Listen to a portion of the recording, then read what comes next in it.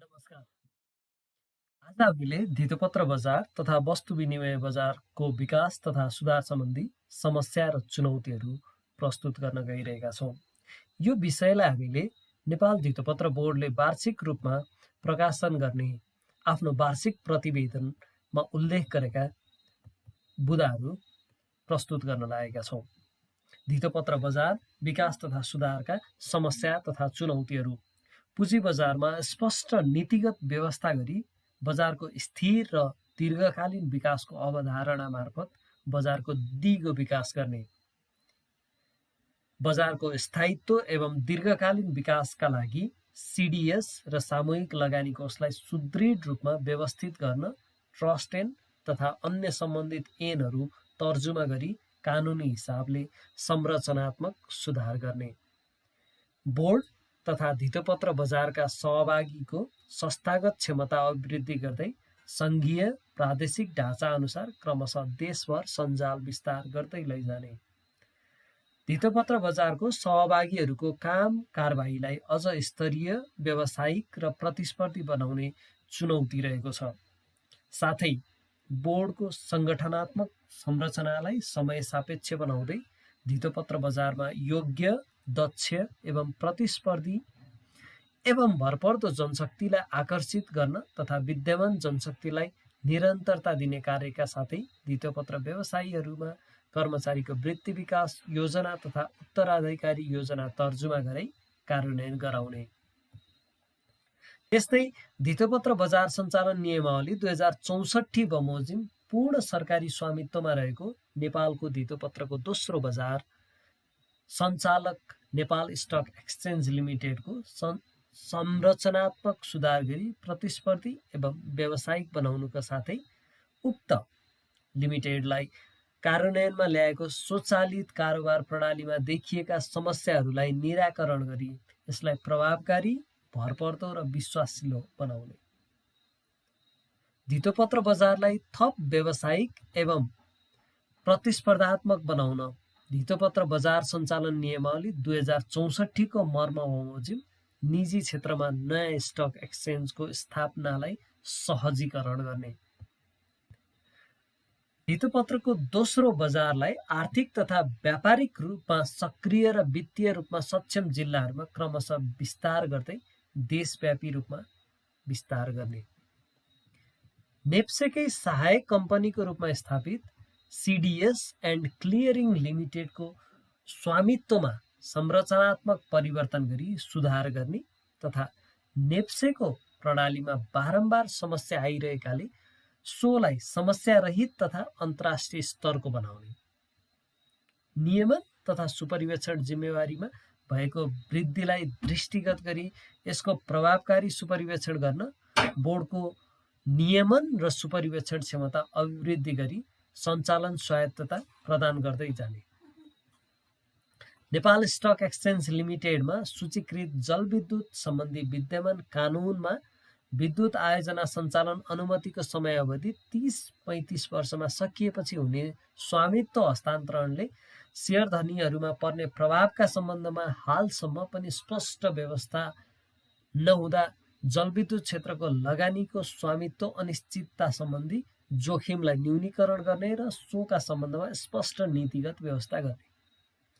गैर आवासीय नेपाली तथा विदेशी संस्थागत लगानीकर्ताहरूलाई धितोपत्रको दोस्रो बजारमा प्रवेश गराउन आवश्यक भएको स्टक एक्सचेन्ज र दलाल व्यवसायी क्षेत्रमा पनि विदेशी प्रविधि र लगानी भित्राइ प्रतिस्पर्धात्मक तथा व्यावसायिक क्षमता अभिवृद्धि गर्न आवश्यक देखिएको सन्दर्भमा धितोपत्र बजारमा विदेशी प्रविधि तथा पुँजी भित्राइ दोस्रो बजारको संरचनात्मक तथा प्रतिस्पर्धात्मक क्षमता अभिवृद्धि गर्ने, धितोपत्र बजारमा स्थायित्व ल्याई व्यवस्थित गर्न महत्त्वपूर्ण भूमिका खेल्ने संस्थागत लगानीकर्ताहरूको हाल सहभागिता हुन नसकिरहेको सन्दर्भमा सञ्चयकर्ताको मुख्य दायित्व बोकेको नागरिक लगानी कोष जस्ता संस्थाका सहायक कम्पनी मार्फत विशेषज्ञ धितोपत्र व्यवसायी सेवा व्यवस्था गर्ने तथा विदेशी लगानीलाई संस्थागत लगानीकर्ताको रूपमा भित्र्याउने, ऋणपत्र बजार सरकारी तथा कर्पोरेटको विकास गरी इक्विटी डेरिभेटिभको उपकरणको दोस्रो बजार विकास गरी प्रभावकारी बनाउने। सार्क क्षेत्रमा एकीकृत पुँजी बजारको अवधारणा विकास भइरहेको सन्दर्भमा नेपालको धितोपत्र बजारलाई क्रस बोर्डर लिस्टिङ र ट्रेडिङमा सहभागी गराउन नियमन निकायहरू सहित सबै बजार सहभागीहरू, सूचीकृत कम्पनीहरूको क्षमता अभिवृद्धि गर्ने, नियमन तथा व्यावसायिक गतिविधिमा समता, हार्मोनाइजेसन, सूचना प्रविधिको प्रयोगलाई स्तरीय एवं व्यापक बनाउने साथै कानुनी व्यवस्थालाई सुदृढीकरण गर्ने। नेपालको धितोपत्र बजारमा वास्तविक क्षेत्रका कम्पनीहरूलाई आकर्षित गर्न बोर्डले धितोपत्र दर्ता तथा निष्कासन नियमावली 2073 र धितोपत्र निष्कासन तथा बाँडफाँड निर्देशिका 2074 जारी गरी 10% मात्र सार्वजनिक निष्कासन गर्न मिल्ने व्यवस्था तथा सार्वजनिक निष्कासन फिक्स प्राइसिङमा हुने गरेको, फिक्स प्राइसिङ विथ सम क्यापमा हुन सक्ने व्यवस्थाका साथै नेपाल सरकारले चालु आर्थिक वर्षको बजेट वक्तव्यमा उत्पादनमूलक कम्पनीहरूलाई पुँजी बजार प्रवेशका लागि कर छुट सहितको प्रोत्साहनमूलक व्यवस्था भएकोमा यस्ता व्यवस्थाहरू कार्यान्वयन गरी वास्तविक क्षेत्रका कम्पनीहरूलाई पुँजी बजारमा उल्लेख्य रूपमा भित्र्याउने।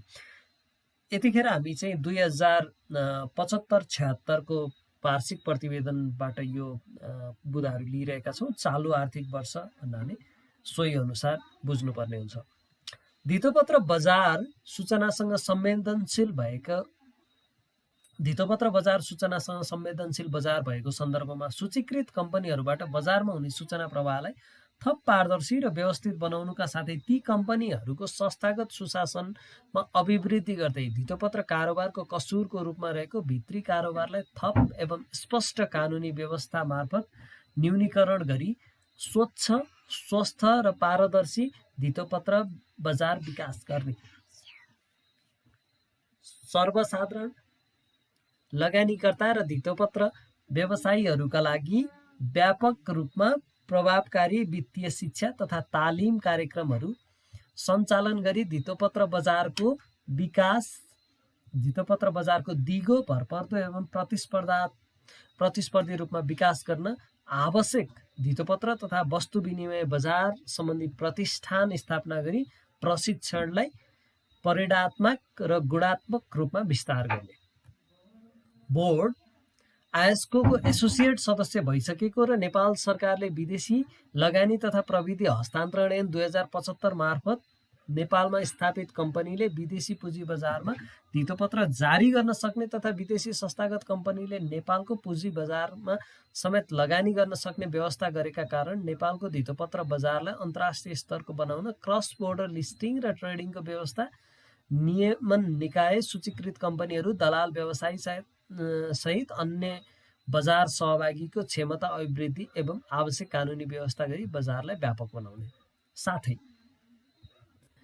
देशमा विकसित नयाँ संरचना अनुसार संघीय, प्रदेश तथा स्थानीय तहसम्म धितोपत्र बजारका सुविधा र कानुनी एवं अन्य नियमन पूर्वाधार विकास तथा विस्तार गर्ने कार्य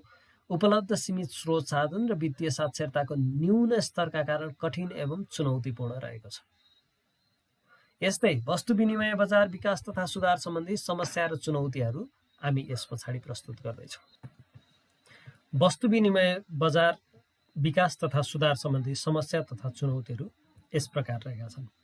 वस्तु विनिमय बजारको नियमन जिम्मेवारी बोर्डलाई प्राप्त भएको सन्दर्भमा उक्त बजारको प्रभावकारी नियमन, व्यवस्थापन तथा सञ्चालन गर्ने, वेयरहाउस निर्माण लगायतका बजार पूर्वाधारको विकास गर्ने, यस बजार सम्बन्धी सर्वसाधारणको चेतना स्तर अभिवृद्धि गर्ने एवं उक्त बजारलाई स्थानीय वस्तुसँग आबद्ध गराई देशको कृषि क्षेत्रको समेत स्तरोन्नति हुने गरी यस बजारलाई महत्त्वपूर्ण संयन्त्रको रूपमा विकास गर्दै लैजाने चुनौती रहेको छ। वस्तु विनिमय बजार सम्बन्धी ऐन तथा नियमावली बमोजिम व्यावसायिक एवं प्रतिस्पर्धी कम्पनीहरूलाई बजार सञ्चालन अनुमति र वस्तु विनिमय बजार व्यवसायको सेवाका लागि उपयुक्त आधारहरू तयार गरी व्यवसायीको सेवाको अनुमति दिई प्रतिस्पर्धी रूपमा सञ्चालनमा ल्याउने, यस बजारलाई देशको अर्थतन्त्र र वित्तीय बजारको अन्य क्षेत्र अनुकूल प्रतिस्पर्धी एवं विश्वसनीय रूपमा विकास विस्तार गर्न गुण नियन्त्रण संयन्त्र, क्वालिटी ग्रेडिङ मेकानिजम, भुक्तानी सुनिश्चितता कोषको स्थापना र कारोबार प्रणालीको सुदृढ व्यवस्था गर्ने, वस्तु विनिमय बजारको विकासका लागि आवश्यक हुने वेयरहाउस सम्बन्धी कानुनी संरचना नभएकोले वस्तु विनिमय बजारको दिगो विकास कठिन एवं चुनौतीपूर्ण रहेको छ। धन्यवाद।